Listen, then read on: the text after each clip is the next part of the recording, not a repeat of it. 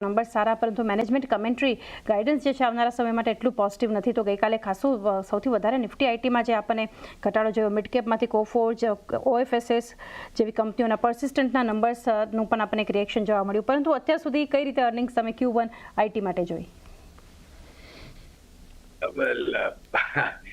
સાચું પૂછો તો કોઈ જાતનો ઉત્સાહ જોવા નથી મળ્યો.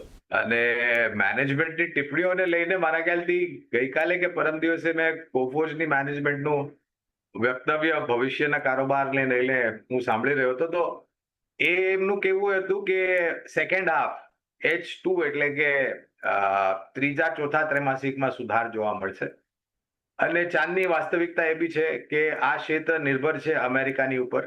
અમેરિકાની કંપનીઓ જે રીતના આઈટી ક્ષેત્ર પર આઈટી ઇન્ફ્રાસ્ટ્રક્ચર પર ખર્ચો કરે છે એને લઈને, અને જે રીતના પરિસ્થિતિ અને વાતો હાલમાં સાંભળવા મળે છે અમેરિકાને લઈને, તો મને નથી લાગતું કે બહુ જ મોટો ફેરબદલ, સકારાત્મક પરિસ્થિતિ તમને આઈટી ક્ષેત્રમાંથી પહેલા બીજા ત્રિમાસિકમાં જોવા મળે.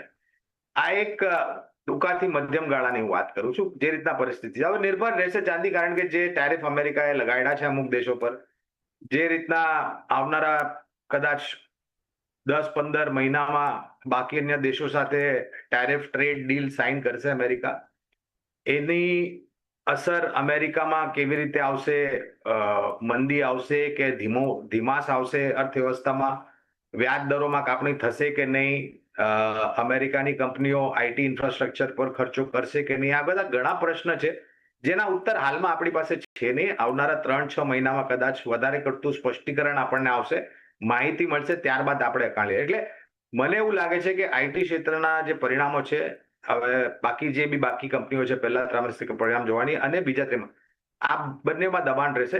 ત્રીજા અને ચોથામાં અમને લાગે છે સુધાર થશે. તો ખરીદારીની ભલામણ છે, પણ એક સાવધાની એ રાખો કે ટૂંકા મધ્યમ ગાળા માટે વધારે પડતી તમે આકાંક્ષાઓ ન રાખો. હા, લાંબા ગાળાનું તમારે રોકાણ હોય તો આઈટી ક્ષેત્રમાં TCS છે, ઇન્ફોસિસ છે, HCL ટેક છે, ટેક મહિન્દ્રા છે, કોફોર્જ છે, સાયન છે,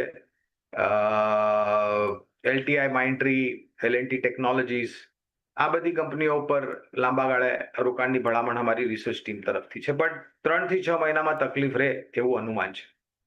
થેન્ક યુ. હજુ આવનારા 3 થી 6 મહિના થોડું એક મુશ્કેલ હોઈ શકે છે આઈટી માટે. બાકી આ કંપનીઓ જે ગૌરાંગજીએ જણાવી લોંગર ટર્મ એક ફોકસમાં રાખી શકો છો. એક અપડેટ રૂપ